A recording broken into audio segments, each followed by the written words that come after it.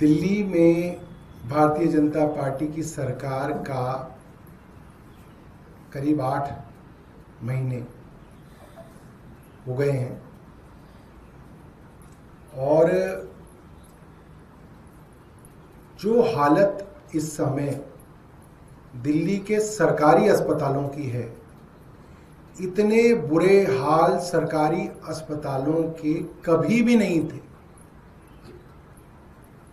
एक समय था जब दिल्ली सरकार के अस्पतालों में सभी दवाइयाँ अरविंद केजरीवाल जी ने मुफ्त की, सभी दवाइयाँ, सभी टेस्ट वहाँ पे मुफ्त किए जाते थे।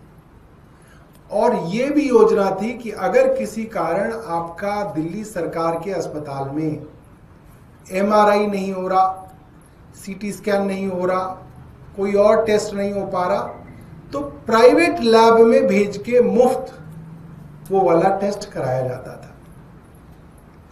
अगर कोई ऑपरेशन, सर्जरी सही समय पे उस सरकारी अस्पताल में नहीं हो पा रहा, पेशेंट का लोड ज़्यादा है या वो सर्जन उपलब्ध नहीं है, तो उस तरीके का इलाज भी प्राइवेट अस्पतालों में हो रहा था। तो एक तो वो समय था अरविंद केजरीवाल का, और आज दिल्ली की 8 महीने पुरानी भारतीय जनता पार्टी की सरकार के दौरान अस्पतालों में हाहाकार मचा हुआ है। ना दवाइयाँ उपलब्ध हैं, ना सर्जरी के लिए इक्विपमेंट उपलब्ध हैं, ना ग्लव्स उपलब्ध हैं, ना मेडिकल कंज्यूमेबल उपलब्ध हैं, ना जो ऑर्थोपेडिक्स की जो सर्जरीज होती हैं उसके अंदर इम्प्लांट्स चाहिए होते हैं, ना वो उपलब्ध हैं। मरीजों को ज्यादातर दवाइयां अपनी जेब से खरीदनी पड़ रही हैं, और ये हाल दिल्ली के अधिकांश दिल्ली सरकार के अस्पतालों का भी ये हाल है, और राम मनोहर लोहिया जैसे केंद्र सरकार का भी यही हाल है। तो सवाल उठता है कि भारतीय जनता पार्टी की सरकार ये क्यों कर रही है।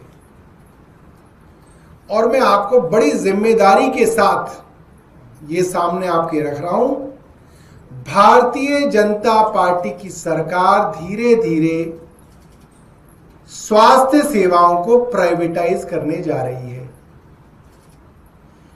प्राइवेट अस्पतालों और प्राइवेट नर्सिंग होम को बड़ा फायदा पहुंचाने के लिए दिल्ली सरकार ने जानबूझ के दिल्ली सरकार के अस्पतालों का कबाड़ा करना शुरू कर दिया है, ताकि बड़े स्तर पर जो मरीज, जो अब तक उत्तर प्रदेश, राजस्थान, बिहार, उत्तराखंड, दूर दूर से जो मरीज दिल्ली में आके इलाज कराया करते थे, वे मरीज तो परेशान ही, दिल्ली के लोग भी परेशान हैं, और उनको थक हार के प्राइवेट अस्पतालों में ले जाना पड़ रहा है। प्राइवेट केमिस्ट से दवाइयां खरीदनी पड़ रही हैं। क्यों?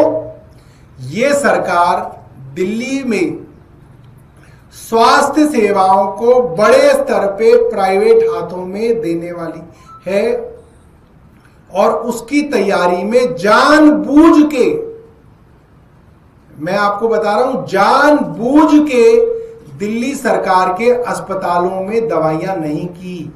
ये जानबूझ के है, ये कोई समस्या नहीं है, जानबूझ के क्रिएट की गई है। दिल्ली सरकार के अस्पतालों में दवाइयों की समस्या बनाई गई है ताकि लोग थक हार के, परेशान होके प्राइवेट अस्पतालों में जाएं, और धीरे धीरे दिल्ली सरकार की स्वास्थ्य सेवाओं का निजीकरण ये सरकार करने वाली है। हालांकि मुझे याद है जब हमारी सरकार थी तो टाइम्स ऑफ इंडिया और हिंदुस्तान टाइम्स, हालांकि इनके पाठक अंग्रेजी पढ़ते हैं, मगर ये खूब दिल्ली सरकार के अस्पतालों में घूम घूम के स्टोरी करते थे कि साहब यहाँ पे सर्जिकल इक्विपमेंट नहीं मिला, साहब यहाँ पे दवाइयाँ नहीं मिल रही है, साहब यहाँ पे ऑपरेशन के लिए 3 महीने लग गए साहब।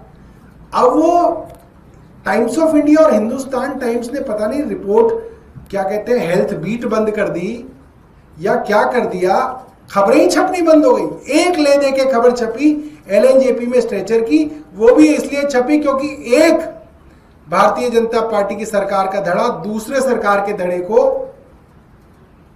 नीचे दिखाना चाहता था, इसलिए वो खबर छपवाई गई बाकायदा। वरना कितनी कमाल की बात है कि दिल्ली में महीनों से दवाइयों की कमियां हैं। एक समय ऐसा होता था कि टाइम्स ऑफ इंडिया में खबर छपती थी, फिर हाई कोर्ट उसका स्वायत्त जो है सुमोटो कॉग्निजेंस लेता था और फिर रोज अखबारों के अंदर जो है वो चलना शुरू हो जाता था। अब क्या टाइम्स ऑफ इंडिया जा ही नहीं रहे, उनके रिपोर्टर जा ही नहीं रहे कि दवाइयां क्यों नहीं है भाई। ये बड़ी हैरानी की बात है और हिंदुस्तान टाइम्स का भी यही हाल है।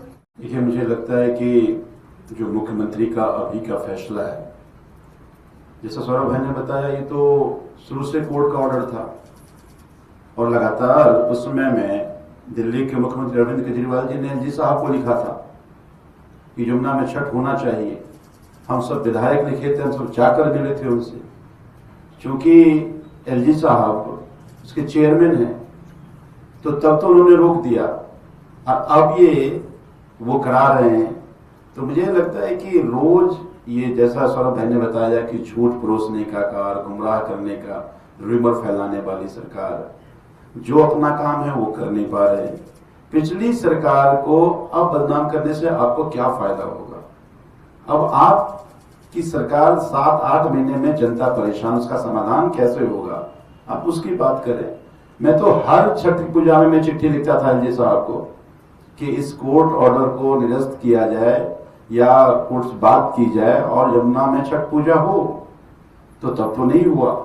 आप कैसे फैसला ले रहे हैं, मुख्यमंत्री बताएंगे।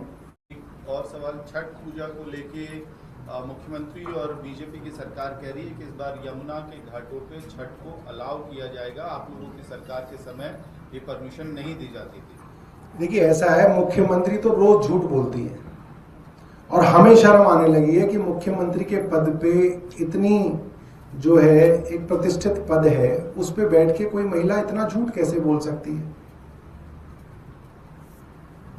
10 बजे तक रामलीला और दुर्गा पूजा होती थी। ये किसका ऑर्डर था?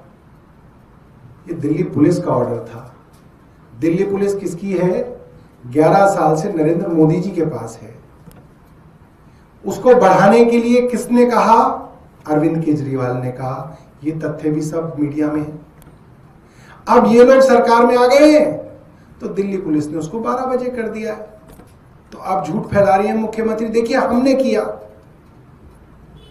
पहले नहीं होता था, हमने किया। अरे पहले तुमने ही रोक रखा था और अब तुमने ही खोला है, तुम्हारी दिल्ली पुलिस ने रोका हुआ था। तो मुख्यमंत्री को तो झूठ बोलने की आदत है। दूसरा झूठ मुख्यमंत्री का, वो शायद दुर्गा पूजा में चली गई, वहां पे दुर्गा पूजा के सामने उनकी वीडियोस आ गई। अब सब जो है फैला रहे हैं भारतीय जनता पार्टी के बारे में। देखो दोस्तों, दिल्ली में आपके वोट की ताकत। पहली बार कोई मुख्यमंत्री दुर्गा पूजा में गया है। अरे शर्म करो, शर्म करो।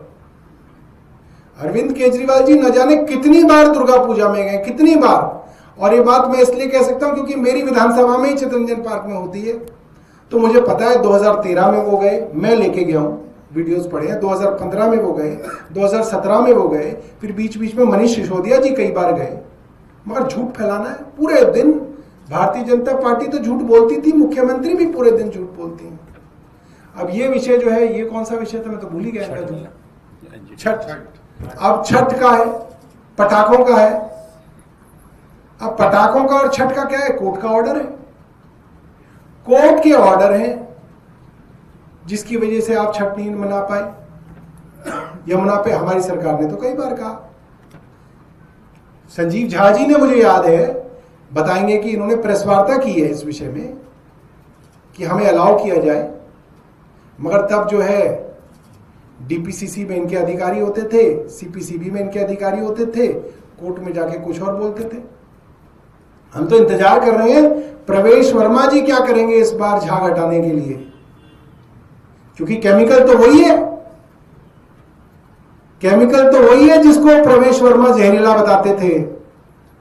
अब कैसे वो केमिकल डालेंगे प्रवेश वर्मा और कैसे उनका डिपार्टमेंट डालेगा, मैं देखना चाहूंगा। तब तो वो अफसर से तू में कर रहे थे, बहस कर रहे थे कि तू जहर मिला रहा है, यमुना में जहर मिला रहा है। और आज अखबार में छपा है कि वही जहर, तथाकथित जहर, इनका विभाग दिल्ली जल बोर्ड, इनका विभाग इरिगेशन फ्लड कंट्रोल, पूरी की पूरी जो है छपा है कि साहब इतनी नाव लगाई जाएंगी और वो छिड़का जाएगा और उससे जो है जग कम किया जाएगा। अब मैं तो सोच रहा हूं किस मुंह से प्रवेश वर्मा जो है अब यमुना में जाएंगे। हर रोज झूठ बोला इन्होंने, 5 साल दिल्ली के अंदर सिर्फ लोगों को गुमराह किया, रोज झूठ बोला, नौटंकी की, मगर एलजी इनके थे, दिल्ली पुलिस इनकी थी, तो इनकी नौटंकी चल रही थी।